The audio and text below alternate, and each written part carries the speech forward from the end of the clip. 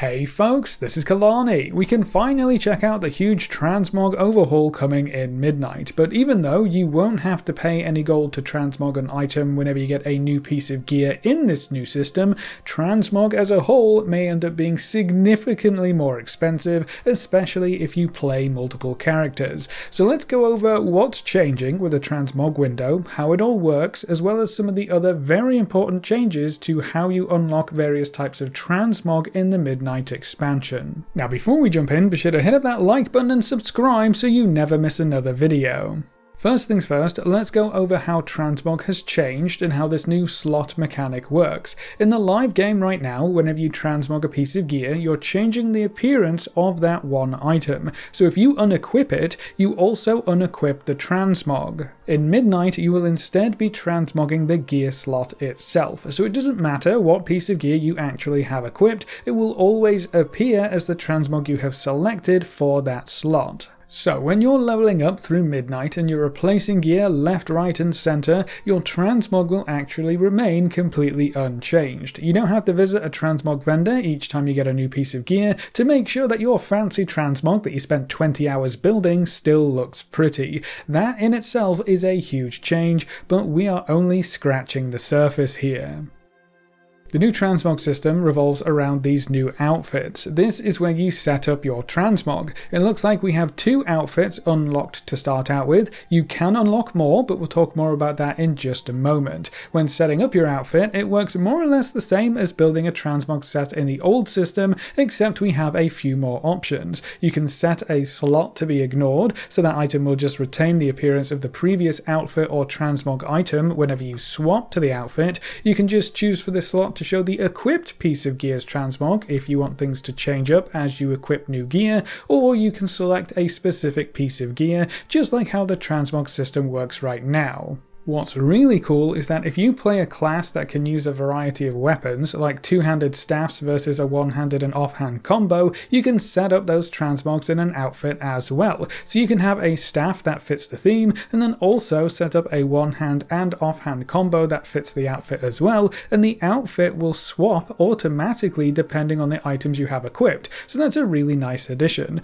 You can also drag these outfits down onto your action bars to quickly swap between them whenever you want, which makes swapping between your favorite transmog sets much faster and easier, and you don't have to visit a transmog vendor, which is key, and there's even a fun new animation for when you're swapping things around.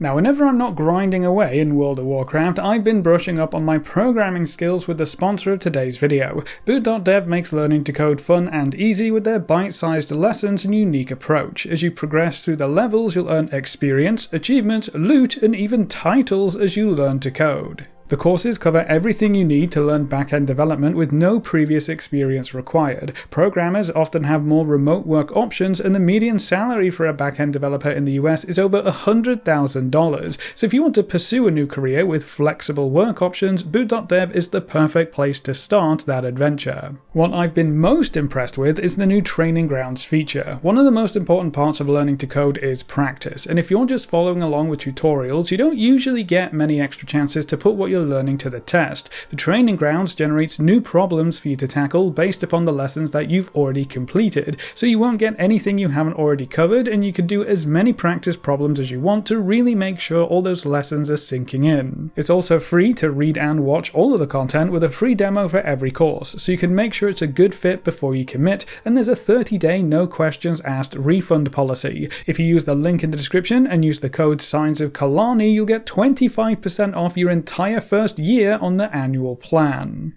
Now getting back to the video, where this gets really fun is in the Situations tab. You can assign different conditions to your outfits, and your character will automatically change outfits depending on what you're doing. For example, you can have one outfit set to open world and another one set to rest areas, and then whenever you enter a town, your character will automatically swap into the rested area outfit. So if you want some elaborate, awe-inspiring power set for the open world, but a relaxing town folk style setup for the city, majority, as soon as you cross that rest area threshold, your character will take off their adventurer gear and settle into something a bit more comfortable. You can currently assign rest areas your house, so if you want a house only outfit, that's an option in here as well. You can set up a specific outfit for the character select screen, which is really interesting. Then you can also assign world, delves, dungeons, raids, arenas, and battlegrounds. So you can have one set for PvE and one set for PvP too.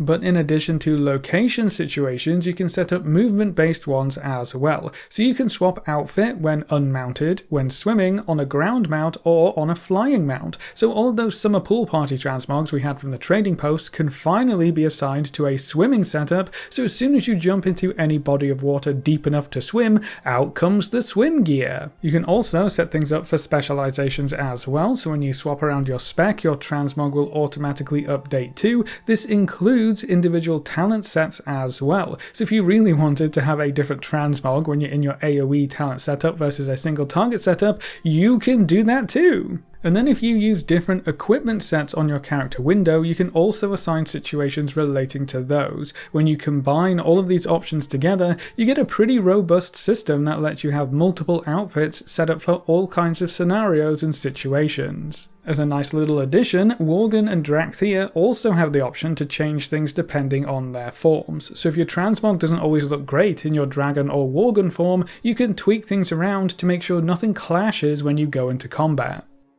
But if you want to set up a bunch of different outfits with different situations to have full control over your transmogging adventures, you're going to need to purchase some more outfit slots. You start with 2 and those are completely free. You can unlock up to 20 total for each character, and the gold cost will increase for each slot you unlock. Here's a handy chart from Wowhead, and we can see your third slot will cost you 100 gold, then it goes up to 500, 1000, 5000, 10,000, and from there it rises by 5,000 and then 10,000 per slot, up to 100,000 gold per slot for your 18th, 19th and 20th slots. If you want to buy all 20 outfit slots, it will end up costing you just shy of 800,000 gold. That is a very pretty penny. The cost is definitely back heavy though. Getting your first 10 slots only costs about 75,000 gold, and while still not super cheap, the vast majority of that gold cost is definitely tied to the later slot unlocks. So if you can get by with 10 or fewer outfit slots,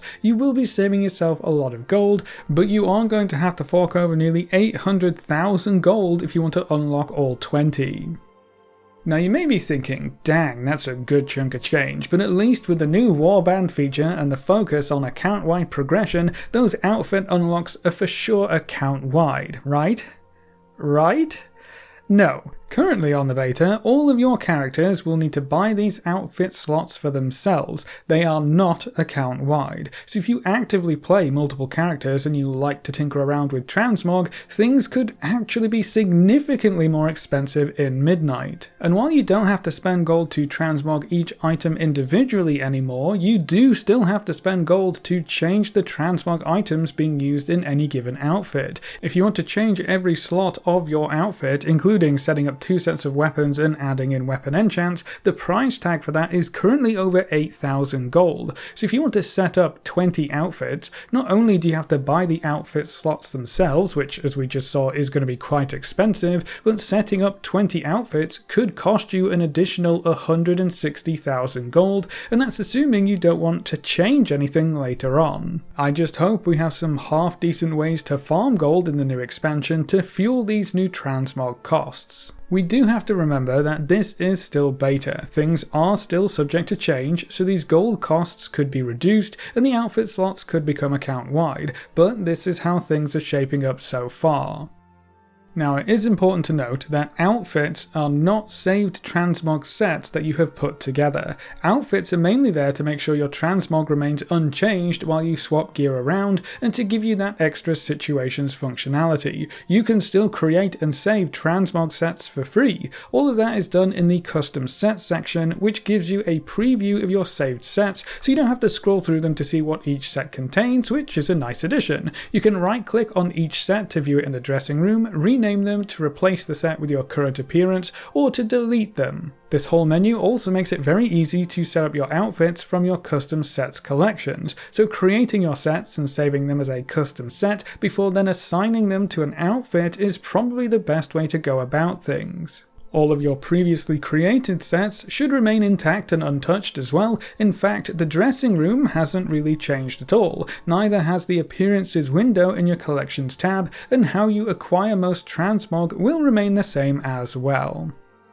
Now there are going to be a couple of differences though. In Midnight, when you unlock the transmog of a set piece, you will also unlock all of the transmogs for any difficulty lower than the one that you acquire. So if you unlock the heroic version of your helmet, for example, you'll also get the normal and LFR versions unlocked for free. That means if you ever get your hands on the mythic version, that's actually all you need. That will unlock the mythic, heroic, normal, and LFR items. So you shouldn't ever be forced into doing content below the difficulty that you're already working on, and you won't have to use your catalyst charges converting LFR gear and upgrading it towards the end of the season. Speaking of upgrading gear, that's going to work very differently in Midnight. Crests will now match up with an item's gear track, so you'll only use heroic crests to upgrade a piece of gear on the hero track, even though it will still overlap with some other gear tracks. We'll dig deeper into this in a future video, but the main difference for Transmog is that you can now only unlock the next difficulty's Transmog by fully upgrading a piece of gear. So if you want to get the mythic version by upgrading hero gear, you'll need to upgrade that piece to 6 of 6 hero. That means if you want to earn every difficulty for your transmog set, the easiest way to go about that would be to get a piece of hero gear, either from the raid, from the vault, or by using the catalyst, and then upgrading that to 6 of 6. That will unlock everything for you. If you're doing content that rewards mythic gear, this will be even easier. You basically don't have to do any extra legwork, and you'll have all of the colours unlocked for you.